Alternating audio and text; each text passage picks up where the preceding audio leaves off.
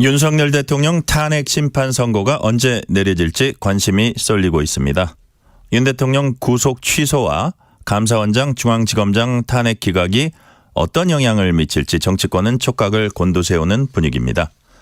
사선 의원 출신으로 문재인 정부 청와대 정무수석 역임했던 최재성 전 민주당 의원 전화 연결돼 있습니다. 최재성 의원님 안녕하세요. 안녕하세요. 네, 시간 내주셔서 감사드립니다. 감사합니다. 자, 윤석열 대통령의 비상계엄 조치 이후에 100일이 지났습니다. 그동안 이제 정치적 변곡점들도 여러 차례 있었는데 최 의원님께서 지난 100일 동안 민주당 행보를 총평을 해 주신다면 어떻게 평가하실까요? 하여튼 몇 가지 단계가 있었다고 보는데요. 네네. 우선 계엄 직후에는 국민도 놀랐고, 국민의힘도 놀랐고, 민주당도 놀랐잖아요. 네. 그래서, 상상하기 어려웠던 일들이 일어났기 때문에요. 따라서, 국민의힘이나 윤석열 대통령에 대한 일종의 지지도가 급락했던 그런 시기가 이제 첫 번째 시기였고요. 네. 네, 민주당이, 대응을 그 시기에, 조금 미스했다 그래야 되나요? 그런 게 이제 몇 차례 있었습니다. 네네. 그리고 이제 소위 말해서 보수층이 결집을 하면서 또 국민의힘 지지율이 회복이 됐고 요게 이제 두 번째 단계라고 생각이 되고요. 지금은 이제 구속 취소 이후에 여러 가지 이제 이 생각들이 이제 교차가 되면서 또 네. 새로운 어떤 상황으로 그렇게 갈 수 있는 세 번째 단계라고 볼 수 있고요. 네. 이 과정을 거치면서 워낙 이제 큰 사안이 지배하고 있는 이제 정국이고 형국이기 때문에 이런 이제 소소한 어떤 뭐랄까요 대응상의 미스라든가 실책이라든가 이런 것들이 좀 이렇게 크게 영향을 미치기 어려운 그런 상황이 네. 양쪽에서 동시에 진행되고 있기 때문에 대체적으로 상황에 의해서 강력하게 규정받는 거기 때문에 따로 이제 이 국면 대응이라든가 이런 네. 등등에 대한 평가를 할 필요가 없을 정도의 이제 거대한 충돌이었다. 네. 다만 이 과정에서 이재명 대표의 이제 통합 행보라 그럴까요? 네네. 이런 것들이 이런 강한 지배력이 전국을 관통하고 있는 상황에서 그 통합 행보가 일정 정도 민주당이나 야권의 어떤 대응력이라든가 이런 것들을 조금 강화시키는 그런 걸로 작동을 한 시기다 이렇게 보여집니다. 네네. 자, 현 시점에서 일단은 가장 큰 관심사는 윤 대통령 탄핵 심판 선고 날짜입니다. 당초 예상보다 날짜가 좀 약간 뒤로 간다는 느낌이 드는데 그 이유가 뭘까요? 아무래도 이제 구속 취소 법원의 구속 취소 판단 네. 결정 이런 것들이 조금 영향을 미치지 않았나 싶고요. 네. 이런저런 얘기가 들리는데 사실상 지난주에 이제 평일을 사실은 끝내고 네. 이랬다는 말도 들리고 하는데 확인할 수는 없습니다만 그래서 이런 게 조금 유력한 관측이 아닌가 싶어요. 어떤 관측이요? 워낙 이제 첨예하게 진영 대립이 되고 있고 이런 상황에서 이런 소수 의견이라든가 네. 특히 인용이나 기각이나 이런 차원의 문제가 아니고 조금 뭐라 그럴까요? 터치 하나하나라도 이렇게 조금 어긋남이 없게 하기 위한 이런 일종의 이제 신중함, 이런 것들이 적용되고 있는 그런 시기. 네. 그래서 조금 늦어지고 있는 이런 상황이 아닌가 싶습니다. 네. 그러니까 지금 제가 이해한 게 맞다면 최재성 의원님 말씀은 그런 디테일한 부분 그런 데 있어서도 신경을 쓰는 것이지 어떤 큰 틀의 인용이냐 기각이냐 이 부분은 결정이 되지 않았겠냐 그렇게 보시는 건가요? 그렇습니다. 예. 네. 왜냐하면 이게 이제 변화의 기류가 있으려면은 네. 변론 재개라든가 예. 혹은 지금까지 쭉 헌재가 뭐 공개적으로 이제 이 소추 과정들이 이제 진행이 돼 왔잖아요. 네네. 윤석열 대통령도 직접 참석을 해서 변론을 했고 적극적으로 했고, 그래서 이런 과정들을 쭉 보면 이미 어느 정도 이제 진행이 된 상태에서 네. 더 이제 신중함을 기하고 워낙 첨예하게 이제 이게 이제 전대미문의 광경 아니에요? 이렇게 양쪽 진영이 막 첨예하게 대립하고 네네. 있고, 그래서 아주 작은 이견이라도 이렇게 잘 정리를 해내는 이런 네. 과정들이 필요하고요. 네. 그래서 지금 이제 이 인용이냐 기각이냐 이런 걸 가지고 헌법재판관들이 논쟁을 하거나 네. 뭐 이런 시기는 아니라고 봅니다. 그 관련해서 비슷한 질문이지만 하나만 더 드리면, 관련 질문을 드리면, 여권에서는 뭐 이런 관측도 나옵니다. 서로 이제 어떻게 보면 아전인수격으로 서로 이제 그 해석을 할 수도 있는데, 어떤 그 관측이냐 하면, 최근에 뭐 윤 대통령 구속 취소 이후에 이렇게 최근에 며칠 동안의 흐름을 보면 민주당이 다시 마은혁 재판관 그 임명을 막 촉구하고요. 그 와중에 이제 뭐 우원식 국회의장도 촉구를 하고 이런 것들이 나오면서, 혹시 그 안에서 좀 의견이 생각보다는 좀 갈려 있는 게 아니냐, 그 부분은 가능성은 낮게 보세요? 저는 이게 그야말로 네. 뭐 전혀 아니라고는 할 수는 없지만 가능성은 낮게 보신다. 재판관들의 성향이 네.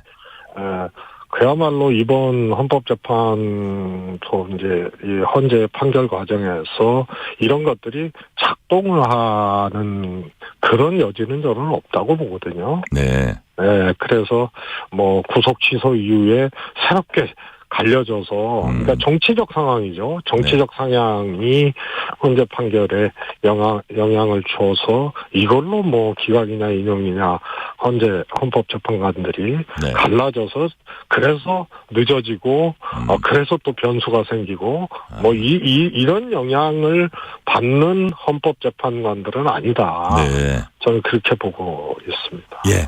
자, 그런 가운데 오늘 이제 헌재 그 결정이 좀 나왔습니다. 최재해 감사원장, 이창수 서울중앙지검장 모두 이제 기각됐고 전원 일치로, 좀 뭐 소수 의견도 일부 있긴 있었는데 여튼 전반적인 그 결론은 전원 일치 기각이었거든요. 그래서 예를 들어서 이제 오늘은 4대 0이었는데 전체적으로 다 보면 이제 8대 0이라는 얘기를 하잖아요. 그래서 이런 부분이 탄핵을 진짜 민주당이 남발했구나, 이런 그 아주 뭐라 그럴까, 그 국민의힘 쪽에서는 이제 공세를 쏟고 있는데, 이런 부분은 좀 동의하는 측면도 있습니까? 어떠십니까? 저는 뭐 애당초 민주당이 탄핵과 특검 네.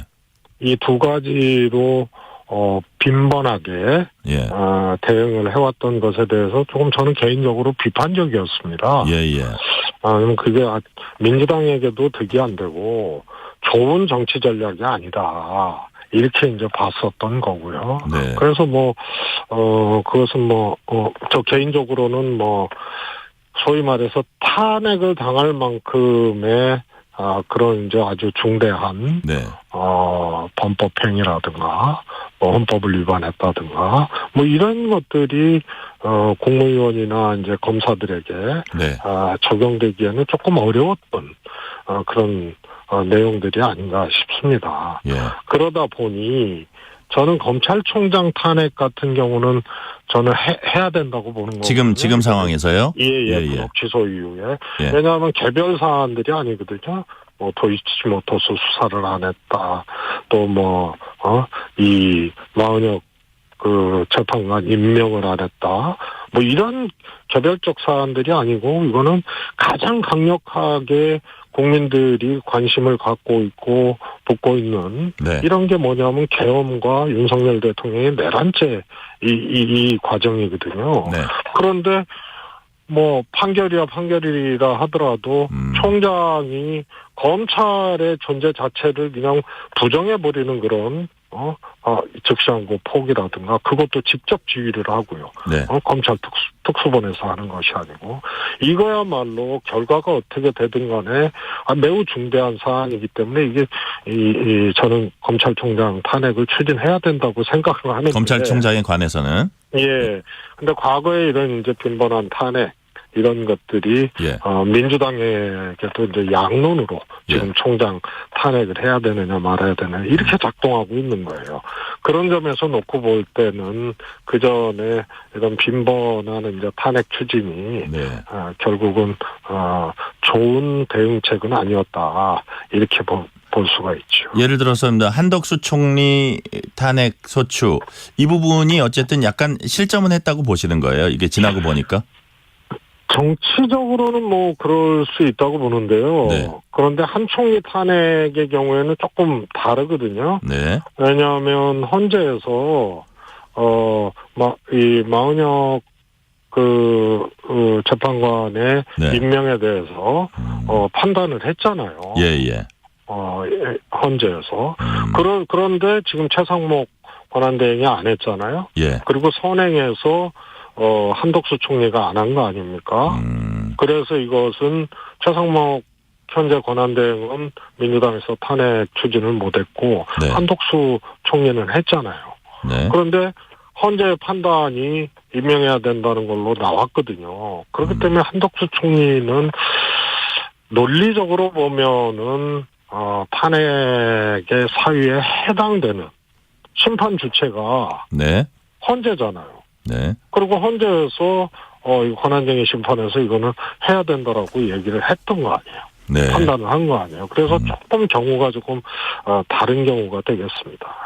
조금 경우가 다른 경우가 되겠다. 예. 근데 뭐 검사들 기각이라든가 감사원장 기각이라든가 예. 이런 거하고는 좀 헌재도 고민되는 논리적으로는 어떤 고민되는 네. 그런 내용이 한덕수 총리 탄핵 문제가 아닌가 싶습니다. 그래요. 오늘 그러니까 최재해 감사원장 이창수 서울중앙지검장 어떤 탄핵 기각 나온 거 요거로 다시 돌아와서 윤 대통령 측에서는 오늘 기각 결정이 계엄의 정당성을 증명했다 이렇게 이제 주장을 하거든요. 그래서 그러고 처음에 계엄 선포의 사유가 이제 윤 대통령 측 주장입니다. 이런 무분별한 탄핵 뭐 예산안 삭감 뭐 이런 얘기를 들고 나왔었잖아요. 그래서 이것이 대통령 탄핵 심판 결정을 내리는데 최종 결정을 내리는데 간접적으로라도 영향을 끼칠 수 있을까? 이 부분 어떻게 보십니까? 아니, 그 말이 안 되는 거죠. 그건 달나라 논리도 아니고 헌재라는 네. 헌법재판소라는 이 기관에 의해서 국회에서 다수당인 민주당이 추진하고 국회에서 그 다수 의석을 갖고 탄핵을 통과시킨 것을 헌재에서 기각한 거 아니에요? 네. 그렇기 때문에 이 시스템이 적당하게 돌아간 거예요. 적절하게. 네. 그게 무슨 국가 비상사태예요? 그래서 그게 계엄의 논리로 갈 수가 없는 거죠. 그러니까 더더욱 헌재에서는 그런 논리를 받아들이지 않을 거다. 아니 우리가 삼권 분립 국가이고 또 헌재에서는 국회에 통과된 판단에 대해서 기각이라는 걸로 판단을 한 거 아니에요? 네. 그래서 정상적으로 국회는 다수당 민주당이 주도해서 탄핵을 통과시켰지만 헌재에서 그것에 대해서 브레이크를 걸은 거 아니에요. 네. 그게 이게 정상적인 어떤 권력기관 간의 하나의 이제 견제 내지는 달리 판단할 수 있는 정상적인 시스템이 작동한 거예요. 네. 그런데 무슨 그랬기 때문에 계엄이다라는 논리가 성립될 수 있어요. 이런 것들이 다 마비되거나 그럴 정도의 이 사태로 확인되어지는 그런 징표들이 있어야 되는데 이건 헌재가 작동해서 기각을 한 거 아니에요? 네. 그런데 이게 어떻게 계엄의 논리가 돼요? 자. 정치적 논리는 네. 윤 대통령 주장대로 그렇게 다수당이 입법 독재를 하고 탄핵을 남발하고 이게 정치적 동기인데 헌법재판소에서 오늘 결과적으로 기각을 했기 때문에 정상적으로 작동한 거예요. 그렇기 네. 때문에 계엄 사유로 윤 대통령이 주장했던 것이 턱도 없다는 것에 대한 반증이 오늘 그 기각이죠. 오늘 기각이 나온 거다 말씀하신 그렇습니다. 거고요. 자, 아까, 헌재가 네. 이 정상적으로 작동하지 못할 만한 어떤 물리력이라든가 어떤 그것을 흔들 만한 어떤 것이 발견이 되고 그래서 비상사태다라는 것을 얘기할 수는 있을 수 있겠죠. 네. 그러나 그런 것들이 발견되지 않고 오히려 증명됐잖아요. 정상적으로 국가권력 시스템이 작동하고 있는 거 아니에요. 국회에서 통과가 됐어도 헌재에서 기각을 시킨 거 아니에요. 네. 자, 아까 이제 이재명 대표 얘기를 하시면서요. 통합 행보에 대해서 좀 긍정적인 말씀을 잠깐 다른 얘기하면서 이렇게 지나치면서 말씀하셨어요. 그래서 지금 어제 이제 광화문 천막 농성장 보니까 이재명 대표가 김부겸 전 총리, 김경수 전 지사, 임종석 전 실장 이런 분들하고 같이 이렇게 둘러 앉아가지고 회동을 했습니다. 그래서 이런 것들은 오히려 어떤 정치권에서 특히 민주당 입장에서도 아주 중요한 큰 사안을 앞에 두고 이게 긍정적으로 보시는 거예요. 이게 일종의 통합 행보 혹은 뭉치는 어떤 그 모양새 이런 걸로 보시는 겁니까? 그렇습니다. 그래서 이재명 대표가 아닌 다른 이제 잠재적 대선 주자라든가 네. 또 이재명 대표하고 갈등이 있었던 임종석 실장이라든가 이런 등등의 분들이 네. 워낙 큰 문제로 지금 충돌하고 있고 국면을 지배하고 있고 거기에 구속 취소 판결이라는 이런 걱정스러운 상황까지 발생을 했기 때문에 이거는 상황에 의해서 일치 단결해야 된다라는 어떤 기류가 자연스럽게 형성이 된 거기 때문에요. 네. 그렇기 때문에 아주 자연스럽고 당연히 해야 될 그런 이제 이재명 대표와 다른 분들의 이제 하나의 이제 단합된 모습 하나됨. 이것도 일종의 이제 통합 행보죠. 예, 통합 행보고 국면에 의해서 상황에 의해서 네. 강력하게 요청되어진 거라고 봐야죠. 예. 최근에 보면 이재명 대표하고 이른바 비명계 주요 인사들하고 약간 좀 불편한 그런 모습들이 조금 있었거든요. 특히 임종석 전 실장 같은 분은 이렇게 얼굴 앞에서 나는 다른 사람을 돕겠다 이런 취지로 얘기한 것도 있고 그거보다도 이재명 대표가 체포동의안 통과 관련해서 비명계를 겨냥하는 듯한 얘기를 하면서 검찰과 짜고 했다 하면서 그게 좀 논란이 됐잖아요. 이게 지금 어떤 전국에서 당내 계파 갈등의 뇌관으로 남아 있습니까? 아니면 별 문제 없는 겁니까? 이제 윤석열 대통령이 계엄을 선포하고 국회에서 해제되고 네. 해제 요구안이 통과되고 그리고 계엄이 딱 해제가 되고 윤 대통령이 이제 체포되고 이런 이제 과정 속에서 나온 얘기 중에 하나가 이재명 대표는 소위 말해서 이제 사법 리스크라는 게 있었잖아요. 예. 과거에는 검찰에 의해서 지금은 재판 과정이 기다리고 있는 거죠. 네. 그런데 이게 정상적인 대선이 됐을 때는 시간이 많이 남았기 때문에 이게 어떻게 판결이 날지 또 최종 판결이 나서 선거권 자체가 박탈될지 이런 게 소위 말해서 재판에 의한 이제 사법 리스크라고 일컬어졌던 건데 계엄으로 인해서 이 시간표 자체가 조기 대선이 전제가 된다고 완전히 없어지는 거거든요. 예. 그런 점에서 윤석열 대통령 계엄이 이재명 대표의 이 사법 리스크 시간표를 제거시켜줬다. 이런 얘기도 나오고 하는 거죠. 그런 측면이 없다고 볼 수는 없고요. 그런데 최근에 체포동의안 국회에서 막 논란이 되고 그때 소위 말해서 반명 비명 쪽에서 찬성 이 투표도 하고 그래서 가결됐던 이런 상황이 과거에 있었지 않습니까?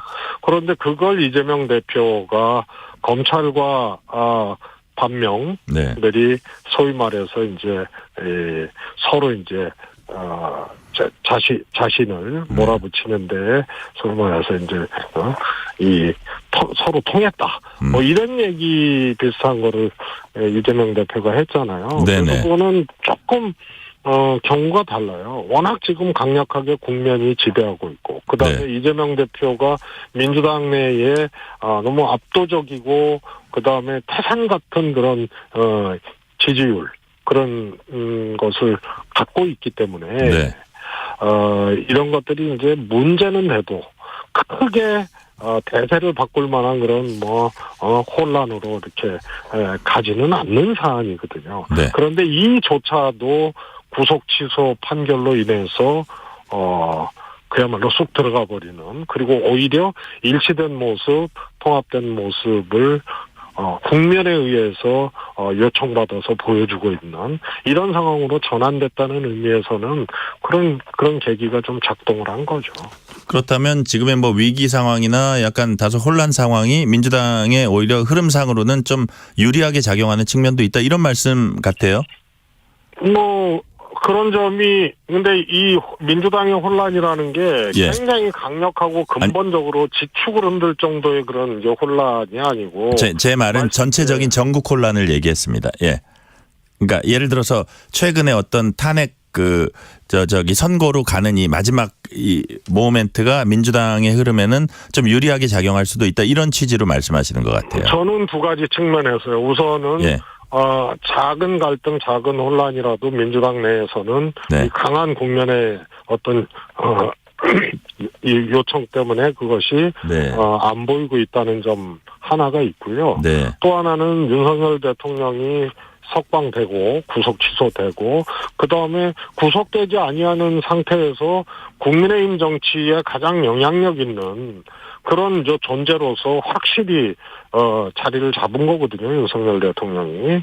그러면은 이것이 중도층 확장이라든가 이런 데에 강력하게 제동이 되는 그런 걸로 윤석열 대통령의 존재가 네. 작용을 하기 때문에 조기 대선이 돼서 된다 하더라도 재집권에는 오히려 빨간불이 켜진 거다. 여당이 그렇다 이거죠? 예, 그렇게 보고 싶습니다. 그래서 민주당도 국면에 의해서 이제 혼란, 갈등 이런 것들이 네. 현재 완전히 수습된 상태고, 그 다음에 윤석열 대통령의 석방이 결국은 조기 대선하에 국민의힘의 재집권을 어렵게 만드는 걸로 작동할 거다. 네. 이렇게 보여지는 의미에서 민주당이 저는 손해되는 상황이라 그래야 될까요? 정치적으로.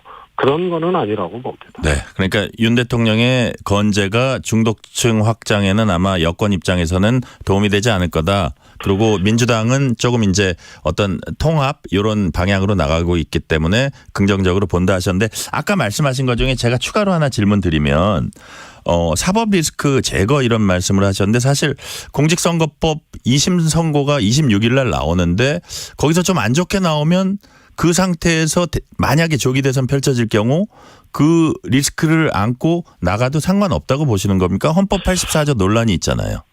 저는 그거는 이제 논란의 문제인데요. 예. 한 번도 그 사례가 없잖아요. 예를 들어서 그거는 이후의 문제거든요. 예. 그런데 대통령 재임 중에 소추되지 아니한다는 것을 임기 중에 일어난 일을 의미하는지. 예. 이재명 대표의 경우처럼 만약에 이재명 대표가 대통령이 된다면, 네. 그러면은 이미 이제 소추라 하면 이제 기소부터 이제 시작이 되는 건데, 예. 재편 과정까지 얘기하는 분들도 있고, 기소를 의미한다라고 그렇게 이 협의로 이렇게 해석하는 분도 있긴 그렇죠. 한데요. 예. 아무튼 대통령이 된다면 그 전에 기소된 사안에 대해서 대법원 재판까지 받을 거냐 말 거냐, 이런 것은 이후의 문제예요. 그래서 대통령 선거 전에 그야말로 대법원 판결까지 나온다면 모르지만은 그럴 가능성은 적거든요. 네. 그러면 항소심에 이재명 대표가 설령 유죄가 나온다 하더라도 이 구도에는 크게 영향을 미치지는 못한다 이렇게 보고요. 예. 저는 개인적으로 이제 선거법 진도가 제일 빠르잖아요. 이재명 대표 재판 중에. 예. 그거는 2심에서 오히려 무죄 내지는 100만 원 미만으로 나올 가능성이 있는 사안이라고 봐요. 네. 다 그때 예상들을 그렇게 했잖아요. 선거법은 100만 원이 넘냐 안 넘냐 이 정도로 국민의힘도 그렇게 봤던 거고요. 위증교사를 오히려 조금 이거는 조금 경계선에 서 있다라고 늘 그렇게 판단을 했는데 결과는 거꾸로 나왔거든요. 위증교사 무죄 나오고 선거법은 그래 요 선거법이 조기 대선이 치러진다 하더라도 가장 진도가 빠른 사안이거든요. 예. 그러면 항소심 정도가 나올 수 있는 거예요. 그런데 대법원 판결까지 나올 수는 없는 시점이고 그 다음에 이재명 대표가 대통령이 된다면 그거는 후에 이제 대통령의 불소추 특권에 대한 거는 후에 일어나는 논쟁이기 때문에 크게 전국에 영향을 미치지는 못한다고 봐요. 네, 크게 전국에 영향을 미치지는 못한다고 본다는 그 말씀까지 오늘은 듣겠습니다. 지금까지 최재성 전 민주당 의원이었습니다. 말씀 감사합니다. 감사합니다.